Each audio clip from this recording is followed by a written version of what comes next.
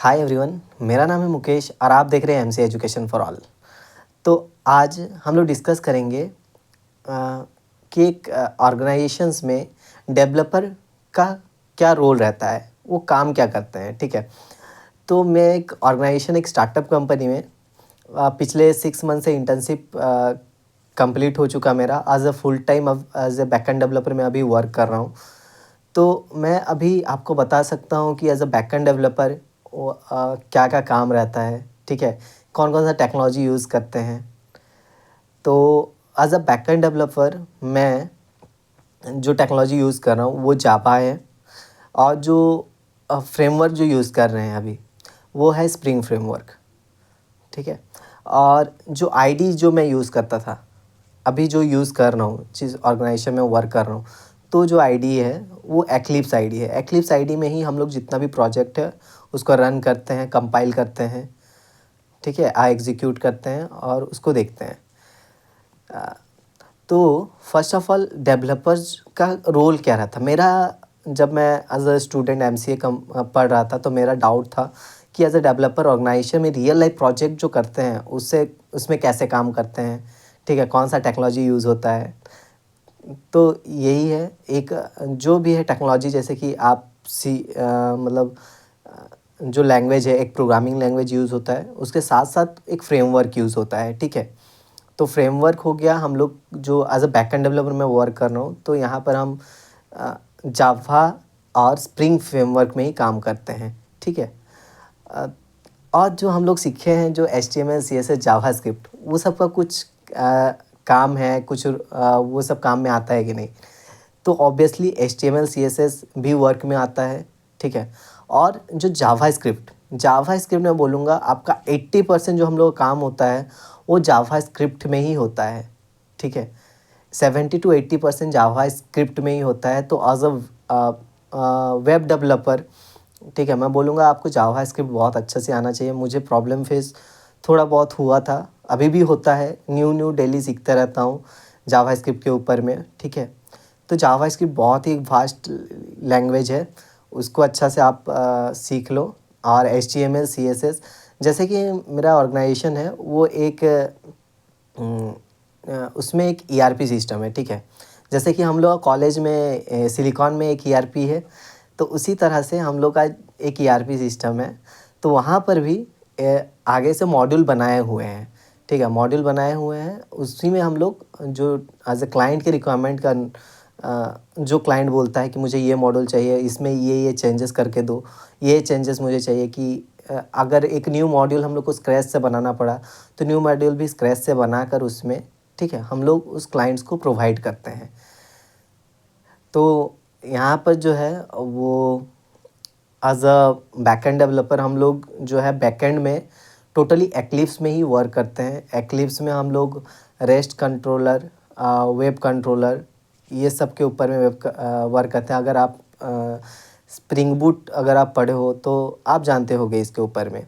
ठीक है, इस तरह से डेवलपर्स वर्क करते हैं। और जैसे कि मैं बता दूं, जैसे कि फ्रंट एंड में आपका एंगुलर हो गया। ठीक है, तो हमारी जो ऑर्गेनाइजेशन है वहाँ पर एंगुलर यूज़ होता है ज़्यादातर। और बहुत सारे ऐसे ऑर्गेनाइजेशंस हैं जहाँ पर रिएक्ट अभी बहुत ज़्यादा बूम में है। तो अगर आप फ्रंट एंड में अगर आप जाना चाहते हो तो फ्रंट एंड में आपका रिएक्ट सबसे बेस्ट चॉइस रहेगा, रिएक्ट, उसके बाद एंगुलर। और आप बैकएंड में जाना चाहते हो तो अब जो जो भी प्रोग्रामिंग लैंग्वेज, ऐसा नहीं है कि खाली जावा, ये जावा हो गया, पाइथन हो गया। ठीक है, और भी है बैकएंड के लैंग्वेजेस, वो मैं अलग वीडियोस में डिस्कस करूँगा। तो एज अ बैकएंड डेवलपर में आप क्या काम होता है ये आपका क्लियर हो गया होगा इस वीडियो में। तो backend developer as a backend, जो वेबसाइट के बैकएंड में जो फ्लो होता है वो सबको मैनेज किया जाता है। ठीक है, जैसे कि एक CRUD ऑपरेशन हो गया। ठीक है, क्रिएट, रीड, अपडेट, डिलीट। ठीक है, क्रिएट करना उसको एज ए बैकएंड डेवलपर, मतलब ऐड करेंगे तो ऐड होगा डाटाबेस में, फिर उसको व्यू कराना है, फिर उसको एडिट करना है, फिर एडिट करने से अपडेट होगा, अपडेट, मॉडिफाई, फिर उसको डिलीट करना। ये एक स्प्रिंग MVC होता है, मॉडल व्यू कंट्रोलर। ठीक है, तो यहाँ से ही हम लोग इसको यूज़ करके CRUD ऑपरेशन टोटली परफॉर्म करते हैं, ठीक है। इसमें सबका एक लॉजिक, जैसे कि हम लोग कॉलेजेस में हैं, हम लोग PHP में किए हैं, तो PHP का जो लॉजिक रहता है वो थोड़ा डिफरेंट रहता है, ठीक है। इसी तरह हम लोग का जावा में जो है वो थोड़ा सा डिफरेंट है। तो जावा में जो इस ऑर्गेनाइजेशन में जो है वो हम लोग एक्लिप्स में यूज़ कर रहे हैं। बहुत सारे लोग STS भी, एक्लिप्स का STS वर्जन भी यूज़ करते हैं, उसमें और थोड़ा डिफरेंटली यहाँ पर यूज़ होता है, ठीक है। लेकिन वर्क लॉजिक जो है वो सेम ही रहता है, कुछ डिफरेंट नहीं है उसमें। और जैसे कि बैकएंड डेवलपर में आपको ज़्यादातर क्या रहता है, कोड्स के साथ ही खेलना पड़ता है। कोड्स आपको खुद लॉजिकल थिंकिंग लाना पड़ता है, कैसे एक कोड को अगर हम लोग करते हैं तो वो कोड मतलब कैसे उसमें चेंजेस होंगे। अगर क्लाइंट एक रिक्वायरमेंट दे दिया है कि मुझे इस जगह में PDF लगा के दो, तो PDF तो हम लोग देख लेते हैं, जैसे हम लोग क्लिक करते हैं PDF ओपन होता है, लेकिन उसके पीछे में कितना हम लोग को कोड लिखना पड़ता है, पूरा डाटाबेस तक जाके उसको हम लोग को सेट करना पड़ता है, वहाँ से डाटा फेच करना पड़ता है, ठीक है। तो इस तरह से बैकएंड में टोटली वर्क होता है। हम लोग का जो स्प्रिंग बूट है तो उसमें first of all web controller, फिर web model, rest controller, rest model, फिर डाओ, जनरेट पैरामीटर, उसके बाद डाटाबेस, ठीक है। एज अ डाटाबेस हम लोग कौन सा यूज़ करते हैं हम, तो डाटाबेस ज़्यादातर MySQL यूज़ होता है, जो हम लोग का आप अगर फर्स्ट ईयर में हो तो फर्स्ट ईयर में आपका अभी MySQL अभी पढ़ाया जाएगा, ठीक है, एक कोर्स कराया जाएगा, तो उसको अच्छा से कर लो, बहुत काम आने वाला है। तो MySQL यूज़ होता है, PostgreSQL यूज़ होता है, ठीक है।